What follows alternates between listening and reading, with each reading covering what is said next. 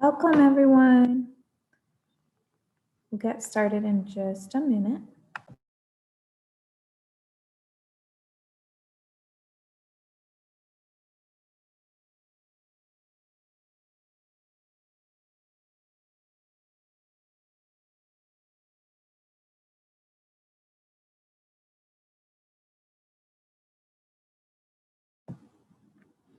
All right. Hi, everyone. Welcome to today's free prep hour. My name is Allie Bell, and I'll be your Manhattan Prep instructor today. I'm excited to meet all of you. I would love to get some introductions from you in the chat.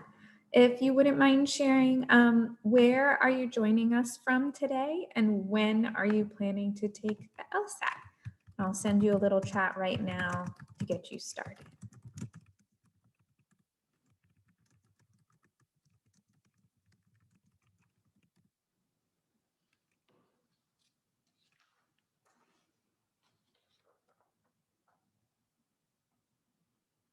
All right, welcome from Newark, Utah. Welcome from Ontario.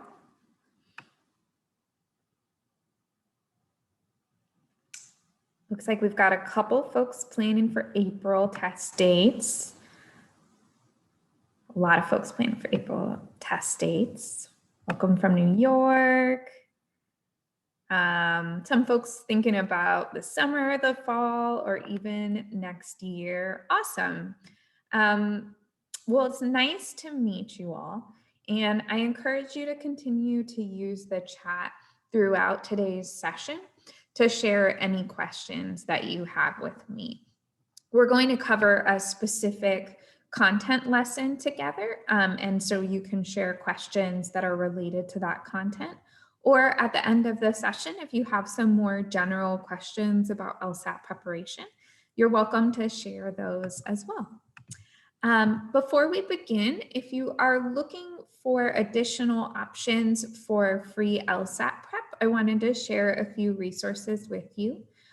One is that you can try one of our LSAT classes for free. So our LSAT classes run for 10 sessions that are 3 hours each, and you can register as a trial student to attend the first session, which is a 3-hour class that covers introduction to the LSAT, plus fundamentals of logical reasoning and logic games. And it's a great introduction to how to study for the LSAT. You can also try our LSAT Interact tool. That's an asynchronous learning tool. That's a series of interactive videos taught by our LSAT instructors, and they provide you with both content and practice. So they'll teach you a lesson, give you a practice problem, you'll answer the practice problem, and it'll give you feedback depending on how you answer the problem. So it's a pretty cool substitute for a live course. And I encourage you to check those out and see what you can learn from them. All right, so here's the plan for today. We are going to be working on logical reasoning together, and we're going to learn about assumption questions.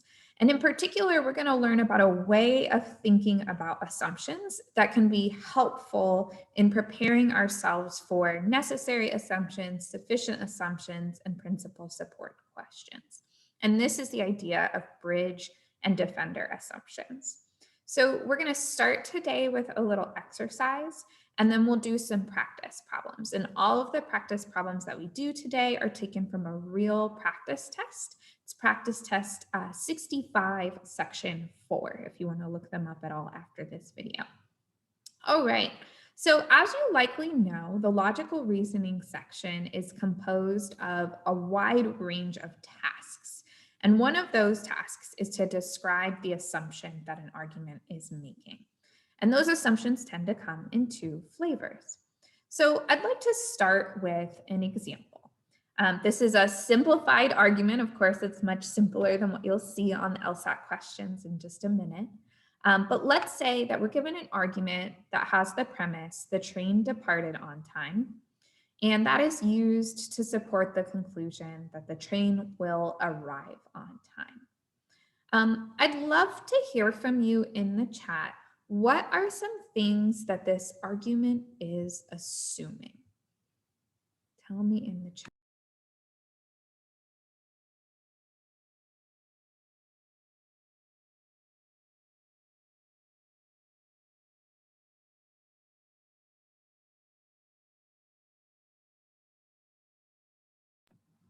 Great. I see two wonderful assumptions already. Keep them coming. Thanks, Yolanda. Thanks, Priscilla. Thank you, Shauna, Helder, and Basit. And apologies if I'm mispronouncing anyone's name. Feel free to send me a chat about that if I am. All right, so already I see examples of what we call bridge assumptions and what we call defender assumptions. So let's start with what a bridge assumption is. So a bridge assumption is an assumption that creates a connection between Shayna, thank you, appreciate it. Creates a connection between the premise and the conclusion. So it helps to bridge some sort of gap between them. And a few of you have shared some examples of bridge assumptions. So Yolanda shared, depart on time equals arrive on time. Yes, that is what this argument is assuming, and that's a classic example of a bridge assumption. If I want to put that in the form of a sentence, like I might see in an answer on the LSAT, it would say something like, if a train departs on time, it will arrive on time. And I saw another example of a bridge assumption in the chat from Basit, all departed trains arrive on time. That again makes this connection from the premise that the train departs on time to the conclusion that the train will arrive on time. So those are both examples of bridge assumptions. The other type of assumption you might see on the LSAT is called a defender assumption. And rather than making sort of a positive blanket statement that connects the premise and the conclusion, a defender assumption rules out potential challenges or problems with the argument. And some of you shared some examples in the chat of defender assumptions. So Helder said there are no delays or changes in the route. That's a great example of a defender assumption.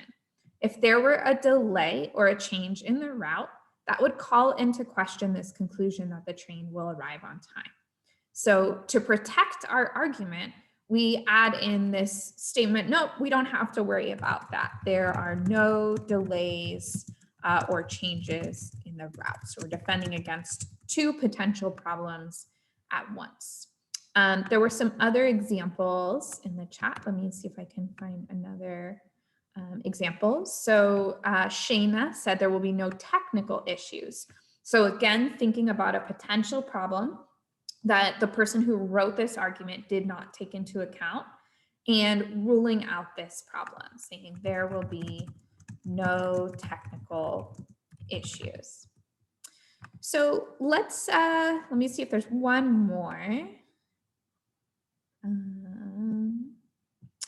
Okay.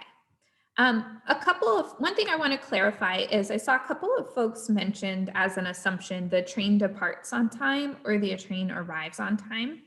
And those statements by themselves, because we've been told them, we can take them as givens and we want to treat them as sort of separate statements.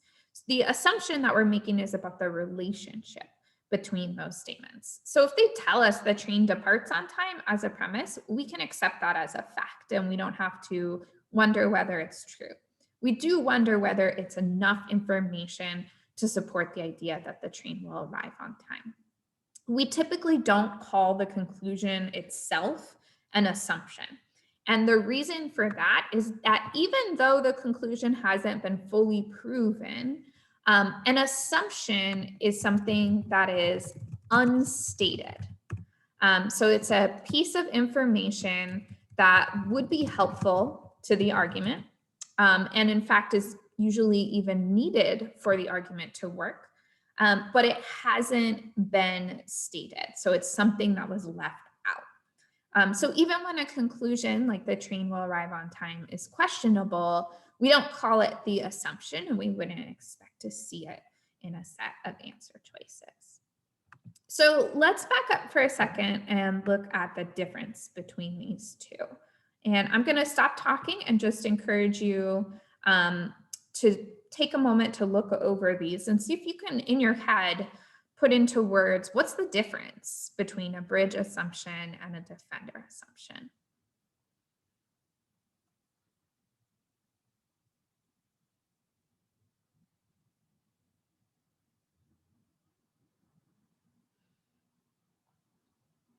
And you can feel free to share your thoughts on that in the chat, along with any questions about this concept.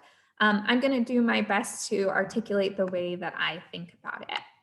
So I see the difference as these bridge assumptions basically make a clear connection between the premise and the conclusion that pretty much follows a formula, something like if the premise is true, then the conclusion is true. And these bridge assumptions also tend to guarantee the conclusion. So they're very strongly worded and they're enough to completely prove the conclusion true.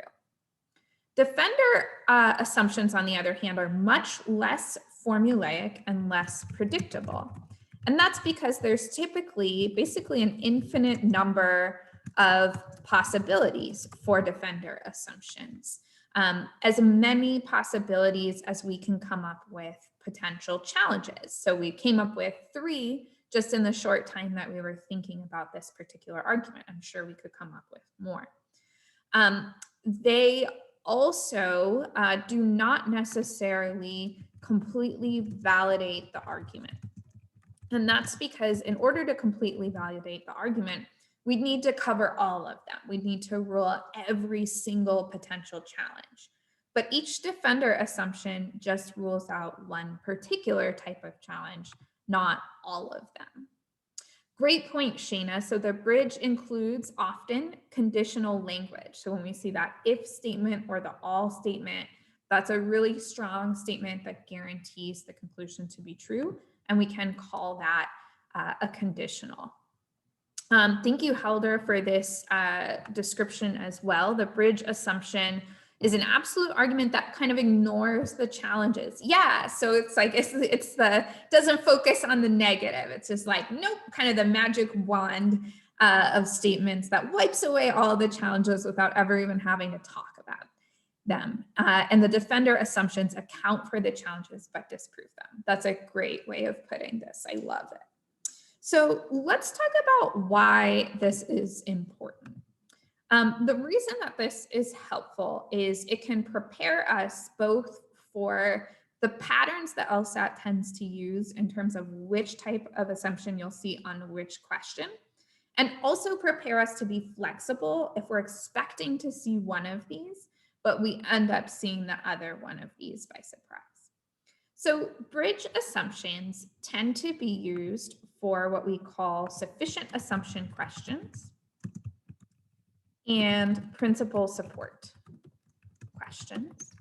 And we're going to see examples of both of those question types, and we'll talk about the language to look out for so that you know it's that type of question. These are both questions that ask some variation of give me something that's enough or sufficient to prove this argument totally true. And in those situations, when that's the task we're being asked for, it's really helpful to have a bridge assumption. And we can often, in these situations, actually pretty much anticipate exactly what the answer is going to be by using this little formula. If the premise is true, then the conclusion is true. A defender assumption is something that we're more likely to see when we're looking at necessary assumption questions, or perhaps a strengthen question.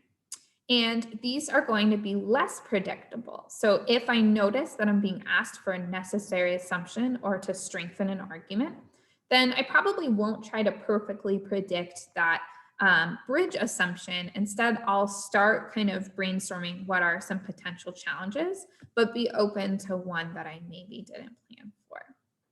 One twist the LSAT likes to throw at us sometimes is they kind of know we're usually expecting these defender assumptions when we see a necessary assumption question or a strengthened question.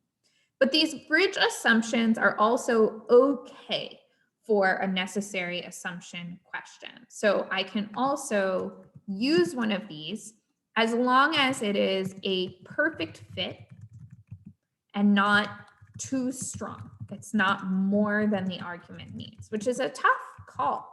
But sometimes, especially on recent tests, the LSAT likes to offer us an example like if this train departed on time, it arrived on time. That's an example of a bridge assumption that's very specific to just this argument. So you want to be willing to be flexible in the assumption that you expect, but also know the tendencies of the question types. So pretty much always with sufficient assumptions and principal support, you'll see a bridge assumption. That's what you're looking for. Typically with necessary assumptions and strengthened questions, you'll see a defender assumption. Although it is possible that sometimes you'll see a just right bridge assumption, just be careful that it's not too strongly worded. And we'll get more into what exactly that means when we see some examples of LSAT questions.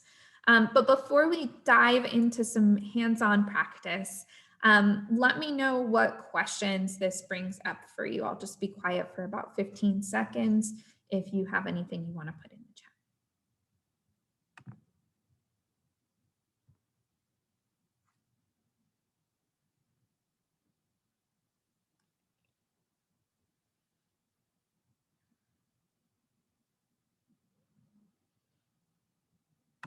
All right. If not, we're going to go ahead and give this a try. So the first question that we're going to see in just a moment is going to be an example of a bridge assumption in the form of a strengthened question. So I encourage you to think about what the gap is that you see in this argument between the premise and the conclusion and how you might bridge it. All right, so I'm going to give you about a minute and a half to work through this question, and then I'll launch a poll. So you don't need to tell me your answer right away. Just sit tight if you come up with an answer before.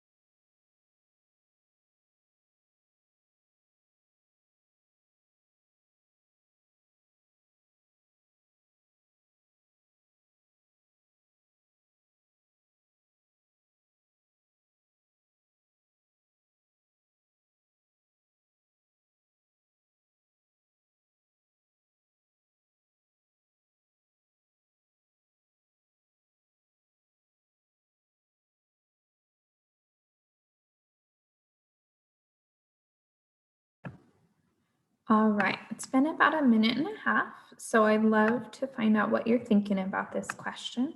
I'm going to launch a poll, and you can go ahead and select the answer you would pick if you had to choose right now.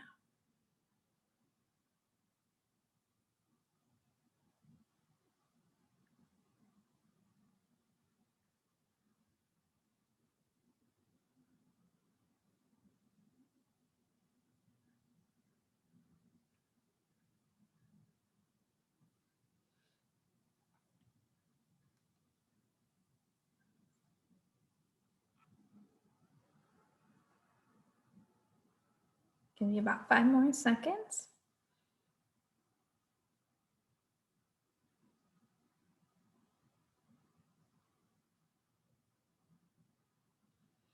All right, and I'm going to end the poll. Thanks to everyone who participated. This is definitely a tough question, and I see that reflected in the fact that we chose a pretty wide range of answers for this one. So I'll talk you through my process, and I encourage you to let me know what questions or lingering confusions you have. So the first thing I do on any logical reasoning question is check out the question stem. So I know that I'm looking for an assumption that is going to strongly support the conclusion. So an interesting mix there of kind of strengthen and sufficient assumption language. So because of that, I'm kind of thinking this is going to be a bridge assumption, but I want to be flexible. Because I know this is generally looking for an assumption, I always am going to look for the premise and the conclusion as I read the argument. And that will help me identify the gap. So as I read through the argument, it starts off with some background information. So physicists think that they have a really great system of peer review, that it totally prevents scientific fraud. Then we get this counterpoint, the but, and that typically indicates a transition into the core of the argument. But biologists claim this, and they were wrong. So they've added these safeguards, they've prevented further major incidents, and therefore it would be conducive to progress in physics if physicists did the same thing. So the conclusion's pretty clear here. It's this final sentence that it would be conducive to progress in physics if physicists were to do the same thing. And then there's the question of why. And we are given two major reasons. Basically, this field of biology used to also say the same thing physicists say now, and they were wrong. But they've added safeguards, and that has prevented further major incidents. So when I'm thinking about how to anticipate an answer, two things are jumping out at me. One is this is an example of an argument that relies on an analogy between physics and biologists, or biology, sorry. So this is definitely predicated on the assumption that what was true for biology is likely to be true and helpful for physics as well. So the assumption could be something that addresses that and helps to confirm that these are indeed comparable. The other thing that I like to look at when I'm thinking about a potential assumption is the language that's used in the conclusion and how it differs from the premise. So in particular, I look in the conclusion for judgments. And I see a judgment here that this would be conducive to progress in physics. And there's nothing in the premises that talks about what helps progress or why avoiding scientific fraud is important to progress. And it seems kind of like a natural, logical leap that we might make, but that's an example of what the LSAT calls a term shift, where they kind of disguise the fact that they've introduced a new idea in the conclusion by making it just seem like something that's really logical and flows and is associated with what we talked about in the premise. But in fact, this is a new idea. So I would need something to connect this idea of fraud prevention to being conducive to progress. So that would be another option for a bridge assumption. All right, so let's take a look at the answers. So answer choice A, it looks like it does create a bridge between safeguarding against fraud and progress. So it confirms that if there is scientific fraud, that is bad for progress in a discipline. So I'm going to hang on to that answer for now. Let's look at B. Very few incidents of even minor scientific fraud have occurred in biology over the last 20 years. So this is an example of what we call a premise booster, which is going to always be wrong on these strengthen and assumption questions. And the reason for that is that we already know that these safeguards against scientific fraud have been pretty effective in biology. And giving us just a little bit more information to prove their effectiveness even more doesn't do the job that we need of addressing these major gaps in the argument. We need something new that not only establishes the truth of the premise, but actually takes the premise further and connects it to the conclusion. So this is not quite enough for me to select it. Let's look at C. No system of careful peer review is completely effective in preventing scientific fraud in any scientific discipline. So this is an interesting one because it calls into question this background information that the physicists are effectively preventing fraud with their peer review system. However, it doesn't address either of these gaps. So it doesn't help us to know if the system that's being used in biology would also be helpful for physics. And it doesn't help to prove that safeguarding against fraud is important to progress. So it's tempting, but I'm going to eliminate it because it doesn't bridge that gap. Again, it's kind of similar to a premise booster in the sense that it's bolstering the idea that there is fraud in the physics community, but not getting us all the way to that conclusion. Answer choice D, 20 years ago, the system of peer review in biology was less effective in preventing scientific fraud than the system of peer review in physics is today. So this is an interesting one in that it would actually weaken the argument. The argument relies on this idea that, biologists used to think they had a good system, but it wasn't actually that good.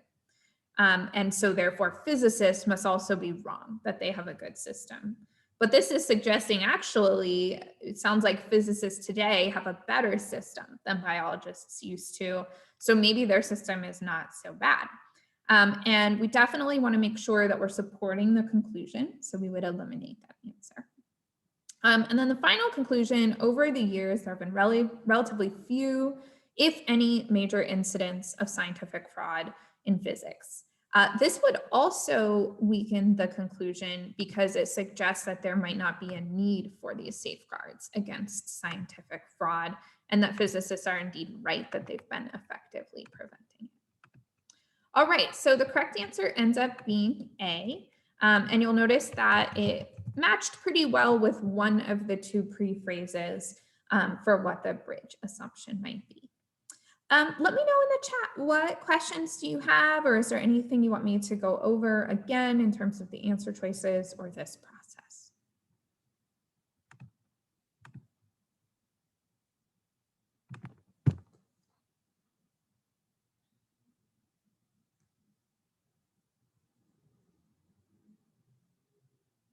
Great question, Roche.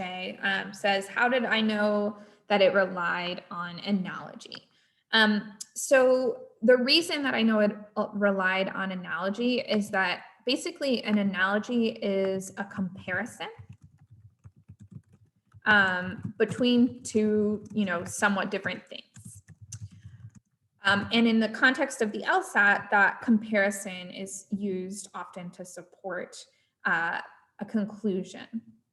And so we have two different things here in the sense that we have two different disciplines, physics and biology, that aren't necessarily going to work exactly the same way, right? They study different things. And yet this argument is saying that because there's one thing that was true in biology, the same thing is going to be true in physics. I'll give a different example of how I might make an argument by analogy. So I might say, my dog needs to go for walks every day. So if I get a cat, it will also need to go for walks every day. I'm not sure a cat would appreciate that, right? But this is relying on an implied comparison between cats and dogs, suggesting that those two things can be treated in the same way. So I would say that this is relying on an implied analogy between cats and dogs that hasn't really been proven by my argument. All right, let me know if that helps. Any common wrong answer types we would be likely to see? Yeah, the three biggest ones are premise booster, which we saw here, weaken, and then there's one that we didn't really see here, which is an example of an out of scope answer choice, which is one that's just so off topic that it's not really relevant to the argument. This is practice test 65. And I see question, what was the premise and conclusion again? Do I recommend writing those out separately or just underlining? So the conclusion was this final sentence. It would be conducive to progress in physics if physicists do the same thing. And there were two premises. Biologists claimed this for their field and they were wrong. And so they have implemented these safeguards that prevented further incidents. I do not write down the premise and conclusion when I'm actually taking the test. All of the notes that I'm doing right now are for the benefit of us as learners, but we have a very short amount of time to do these questions on the test, only 1 minute and 20 seconds. So for the vast majority of logical reasoning questions, I do no note taking at all. And the most that I would do would be to maybe underline the conclusion or put a little C next to the conclusion. And you certainly could do that in your practice as you're working towards identifying premise and conclusion in your head. The goal would be by test day to be able to filter this information to the premise and the conclusion without having to write it down or necessarily even underline it. But you can always, of course, do those things along the way. Oh, I'm so glad I pronounced your name correctly. Thanks for letting me know, Rashay. All right, let's take our learnings from this and try out another example of a bridge assumption. Let's do this one. I'll give you about 1 minute and 45 seconds for this.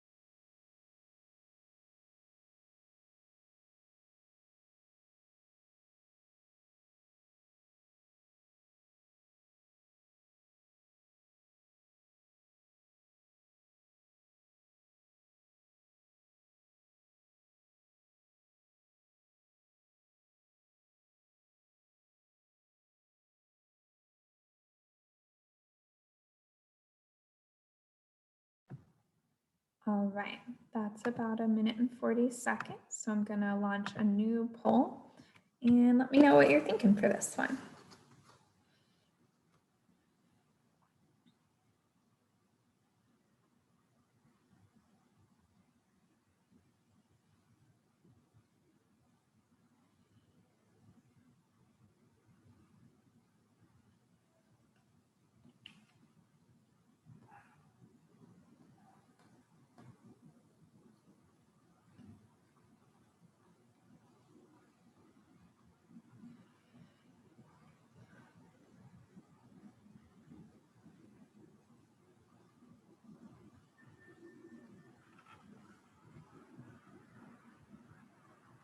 All right, thanks to everybody who filled out the poll. Looks like another tough question, a pretty wide range of answers on this one as well. And I can definitely see why. This is a densely worded question that has some intentionally confusing structures and 5 long but very similar answer choices. And this is where the tool of knowing how to predict the bridge assumption can really help you cut through all the noise that's in this question. So let's start again with identifying the question type.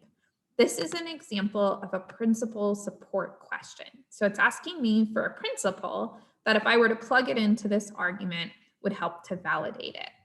And principal support questions are classic contenders for a bridge assumption. So going into this question, I'm super ready to find that premise, find that conclusion, and plug them together and use them to work through these answer choices. So let's check out this argument. So we get a little bit of background information. Dogs are descended from domesticated wolves that were bred to be better companions for humans, okay? It's recently been found that some breeds of dog are much more closely related genetically to wolves than they are to most other breeds of dog. So this shows that some dogs are descended from wolves that were domesticated much more recently than others. Okay, so I've got a clear conclusion here. This shows that some dogs are descended from wolves that were domesticated more recently.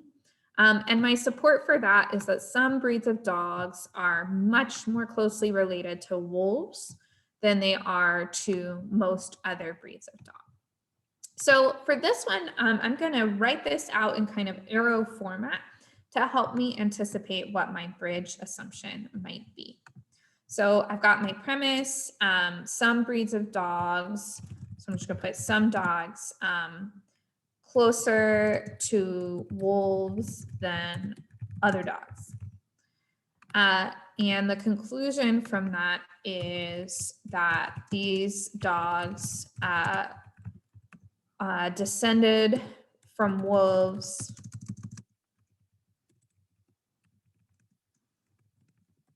that were domesticated more recently than others. So basically they weren't all domesticated at the same time, and you can kind of tell when they were domesticated by how closely they are related to wolves or to other dogs. So if I'm thinking about what to expect in an answer choice, basically I'm expecting that I noticed as I kind of scan through these that these are conditional statements, if or any, on the left side. So I'm expecting it to basically take this information. If a dog is closer to wolves than other dogs, then that means it was descended from wolves that were domesticated more recently. I'm basically expecting my correct answer to kind of plug these two together in that order within the if-then relationship. And that's super helpful because as I scan through this, the first thing that I'm going to do is just focus on what I expect to be in the if part of my bridge, in the premise part of my bridge. I'm expecting it to say, if some dogs are genetically more closely related to wolves than other dogs. And that will be the launch point to then bring me to the conclusion.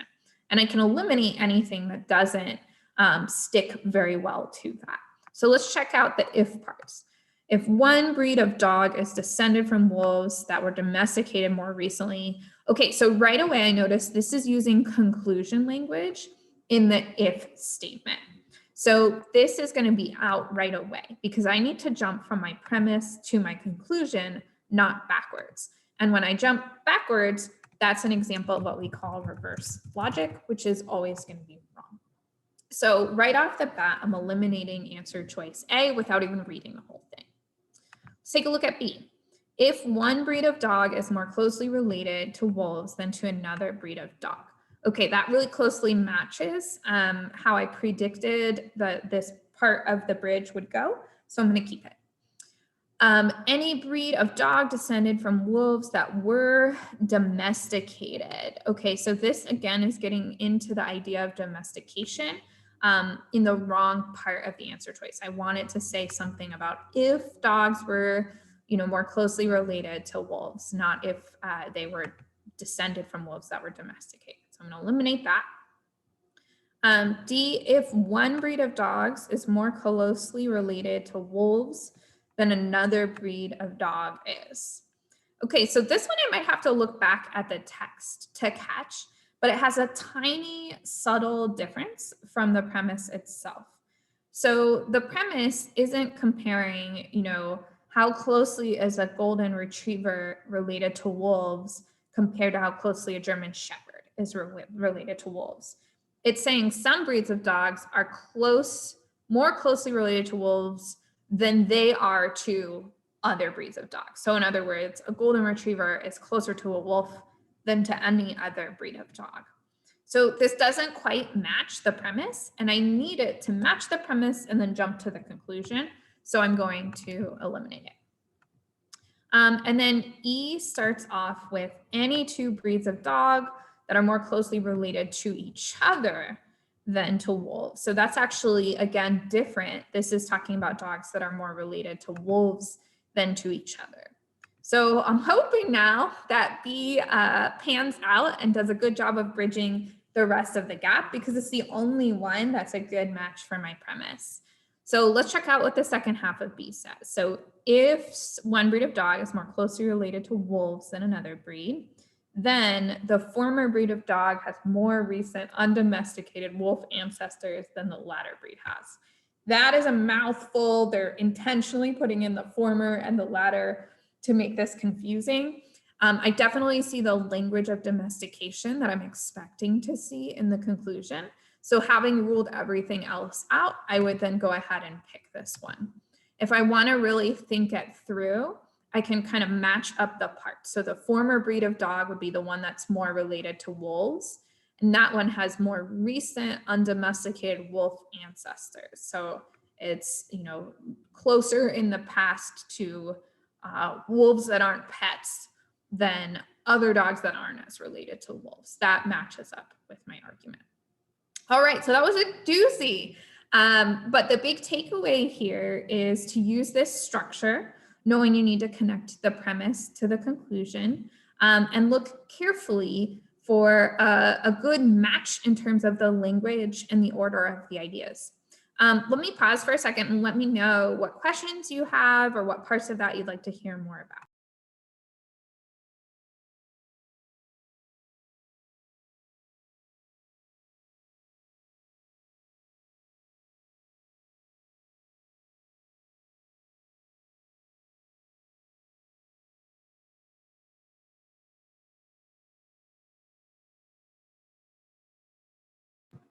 Okay, great question from Jas about, do I have any tips for taking apart a complex or dense stimulus?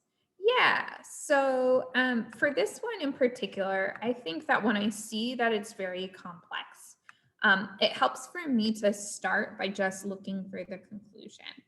And often it can be really helpful to keep my eyes open for conclusion indicator words. So in this case, this shows helps me to know this is the conclusion. And then my first job is I just read that conclusion. If I need to, I reread it or break it into chunks until I feel pretty clear on what the conclusion is saying, and I can say it back to myself. Then I go back into the argument and search for the premise. Okay, how do we know this to be true. It helps also to be familiar with some of the commonly used structures for LSAT arguments. So this one's easy for me to sift through, even though it's complicated, because I'm familiar with the way that the LSAT frequently will introduce background information, then a premise, then conclusion. And as soon as I see this, researchers believe, I'm like, okay, that's background information. And then the author is going to give their opinion about it. And so I'm expecting that. And there are a few other common patterns that you might see on the LSAT. So for example, one is to have an opposing point, however, and then a transition into the premise and the conclusion, sometimes in different orders. I think it's a great idea to take some time to just practice doing this. So not even doing the questions, but just going through arguments in the logical reasoning section and labeling the parts. Everything you see in one of these arguments is going to be either background information, an opposing point, a premise, what we call an intermediate conclusion, or the conclusion. And so if you get comfortable sort of labeling those and start looking for patterns in how they're organized, that will help a lot. All right, I don't see any other questions on this problem. So I am going to take us on to the next one, and I want you to get an example of a defender assumption. So for this next question, we're going to take a look at a necessary assumption question that uses a defender. Here it is, and I'll give you a minute and a half.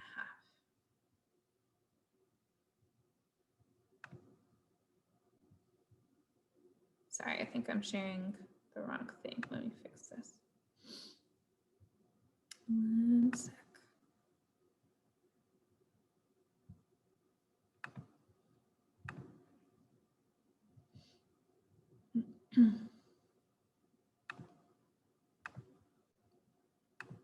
All right, here we go, minute and a half.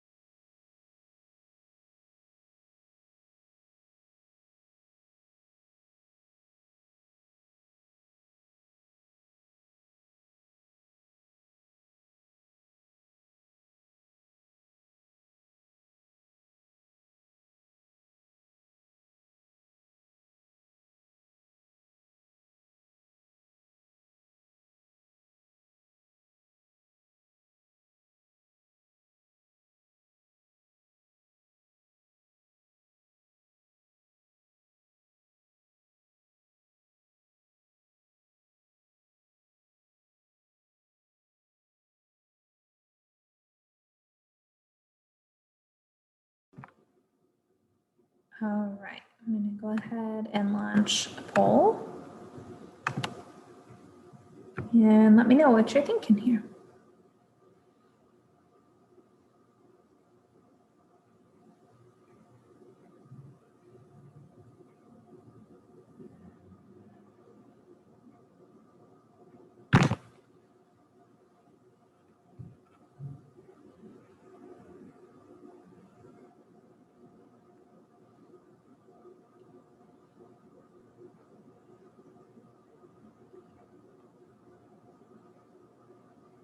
All right, thank you. So let's talk this one through. So let's start with how we know this is a necessary assumption question. So the language that's used here is really important. Questions that ask you for an assumption that is required or a prerequisite are examples of what we call a necessary assumption question. And these are looking for something that has to be true in order for the argument to possibly be true. So we start these in the same way. We look for the premise and the conclusion. You'll start to see this familiar structure. So we have a little bit of background information, followed by the word however. That's one of those pivot words that suggests here comes the author's argument. And then it says, their efforts to persuade voters rarely succeed. For is an example of a premise indicator. It's like the word because. It tells me here comes some support. So I can break this argument down into the conclusion, their efforts rarely succeed. And the reason is by the time the column appears, everybody has already made a decision about what candidate to vote for. Okay, so because this is a necessary assumption question, it's going to be hard for me to precisely predict what the correct assumption will be. I'm anticipating that it's going to be a defender assumption. So it's going to protect this argument against some reason that the columns might still be effective, even though nearly everyone has made up their mind. But I'm not sure what that reason is going to be. And I find it helpful with necessary assumptions to state a general goal or prediction in that way, rather than to try to anticipate exactly what the answer will be. So let's go through these answers. So we'll start with A. Syndicated columnists influence the votes of most of their readers who have not yet decided which candidate to vote for. So this would actually weaken the argument.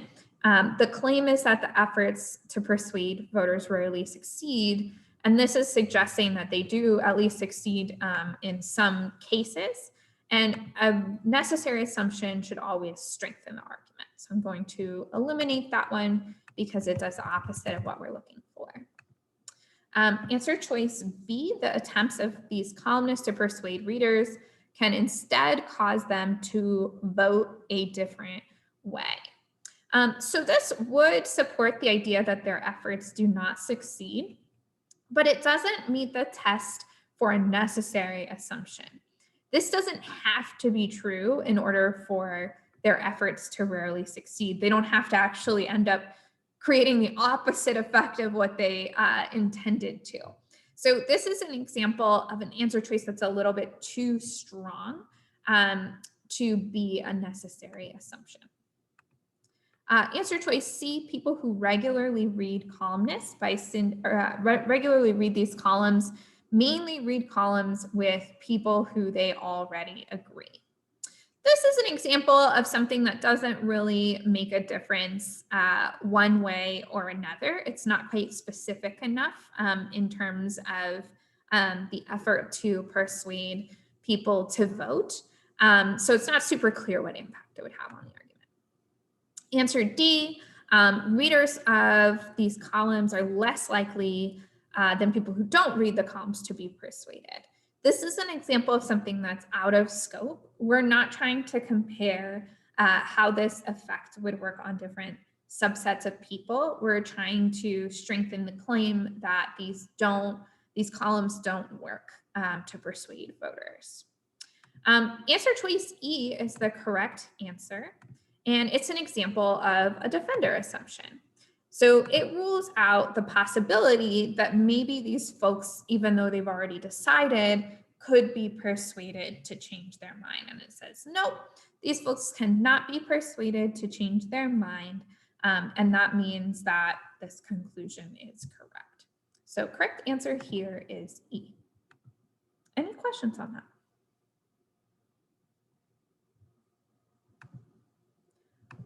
All right. We've got just a few minutes left.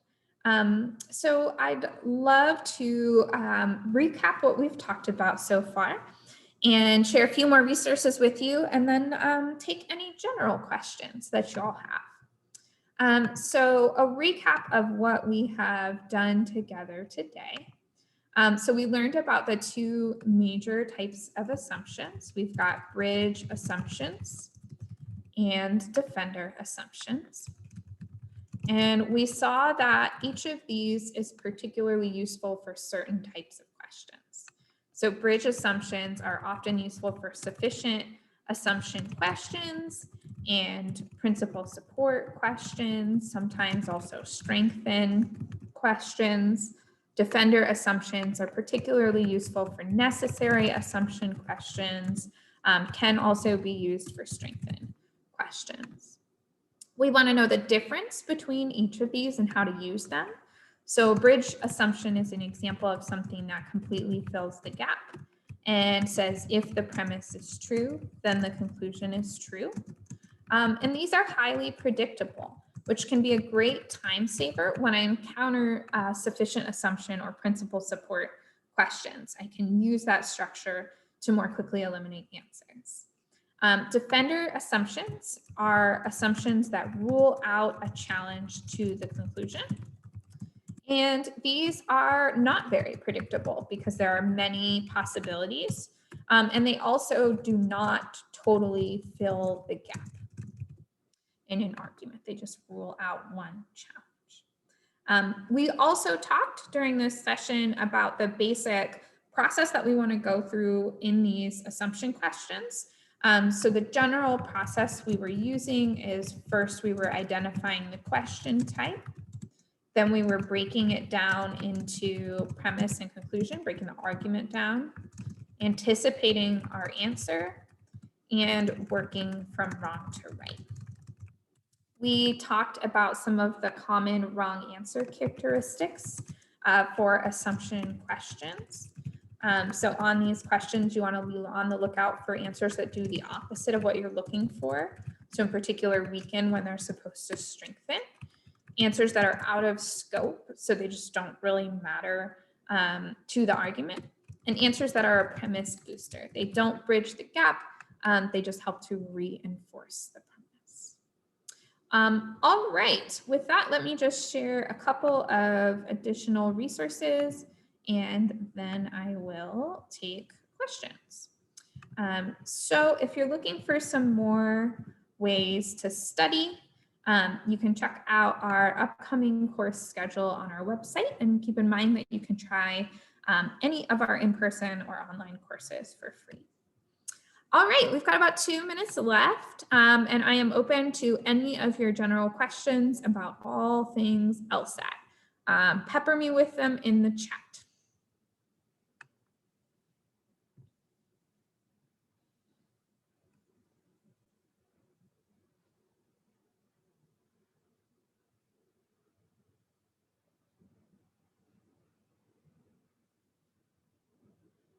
Glad this was helpful, Yolanda. You are quite welcome, Shayna. Yes, Manhattan Prep offers private tutoring, and you can find more information about that on our website.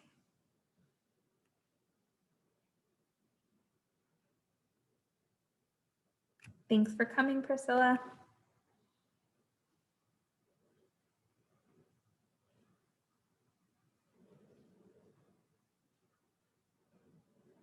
Ooh, good question. What would I recommend to strengthen mental discipline? I would recommend gradually building up the amount of time that you spend doing this type of work. So start with, a set of practice that feels manageable to you. So maybe 10 minutes of logical reasoning, and then gradually adding more and more time to that until you build up to the 35 minutes for a section, and then the hour and a half or 2 hours you'll need for the full test. Tips for speeding up: learn the different patterns in logical reasoning. So you want to be able to basically automate anything that could be automated. So immediately being able to identify what the question type is and knowing exactly what you're supposed to do for that question type. Learning the characteristics of wrong answers, like very strong language, and learning to be on the lookout for those. So really getting faster comes from just getting more comfortable with the patterns that you're going to notice. On the actual test, you would want to average about 1 minute and 20 seconds per question, which is close to what I gave you. Sometimes for longer questions, you might spend longer. So maybe 1 minute 30, 1 minute 40. And I gave you that for some of the harder ones. All right. Yes, that includes everything from start to finish on an LR question, 1 minute and 20.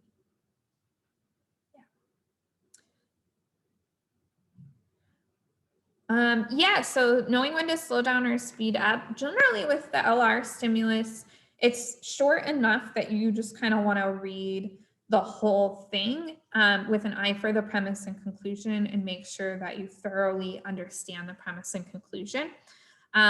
With reading comp, you want to speed up when you're reading through details or examples or elaboration.